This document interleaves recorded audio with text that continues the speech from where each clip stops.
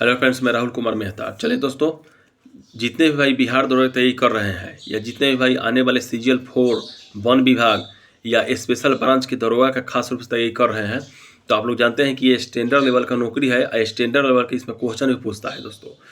आने वाला एग्जाम में दोस्तों खास रूप से विश्व इतिहास के बारे में अब क्वेश्चन धीरे धीरे उठाने लगा है। पहले कम उठाता था लेकिन अब ज़्यादा उठाने लगा है। आयोग का जो आयोग है जो एग्ज़ाम लेता है उसका रुझान विश्व इतिहास की तरफ धीरे धीरे जा रहा है। और कुछ क्वेश्चन ही उठाते हैं लेकिन ऐसा उठाते हैं दोस्तों ना कि समझिए कि आप चाह के भी उसे नहीं बना सकते हैं।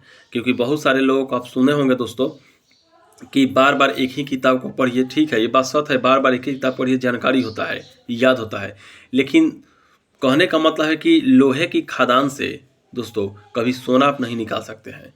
उसी प्रकार जो है लूसेंट में घटना चक्र में वही पढ़ सकते हैं। इसके अलावा जो है ये नहीं है वो कहाँ से पढ़िएगा, ठीक ना। तो इसी का फायदा दोस्तों दरोगा जो आयोग है उठाता है।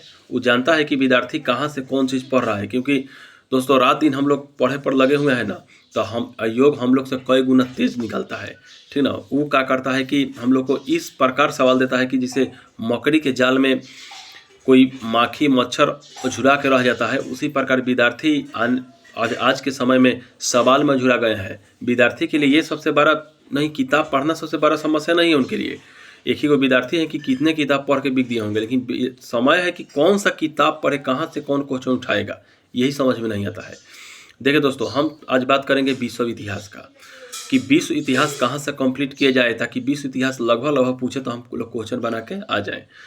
दोस्तों कल हम एक प्रैक्टिस सेट मार रहे थे, ठीक ना। उस प्रैक्टिस सेट जब हम मार रहे थे ना, तो उसमें क्या देख रहे हैं कि एक सवाल किया था कि लुई 16वां का संबंध किस वंश से था। बहुत सारे विद्यार्थियों को प्रैक्टिस सेट में ही मिल जाता है, लेकिन समस्या प्रैक्टिस सेट का नहीं है। जिसे हमें प्रैक्टिस सेट में मिल गया, ठीक है, इसे हम सीख लेंगे, लेकिन बात प्रैक्टिस सेट का नहीं है दोस्तों। बात है कि हम अभी तक जो किताब पढ़े उन किताब में क्यों नहीं दिया था, ठीक ना। कहने का मतलब है कि हम जा कर के लूसेंट में जब देखें कि लुई 16वां का संबंध आखिर दिया है कि नहीं, तब फ्रांस की राज्य क्रांति है, लेकिन लुई 16वां का संबंध किस वंश से है नहीं दिया था। लुई 16वां का संबंध दोस्तों भूरबू वंश से है।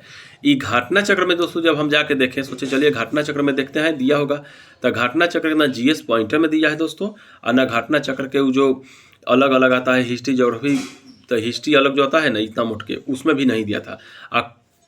चौंकाने वाली बात तो यह है दोस्तों कि घटना चक्र के में विश्व इतिहास दिया ही नहीं है। आप पढ़िए कहाँ से।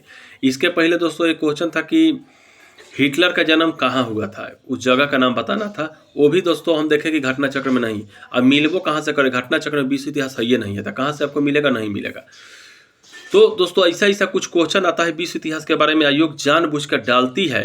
वो देख लेती है कि क्या दिया है क्या नहीं, उस हिसाब से कि बच्चा झुराए। तो आपके मन में अब होगा कि सर ऐसा कुछ बताइए कि विश्व इतिहास हम लोग का क्लियर हो जाए।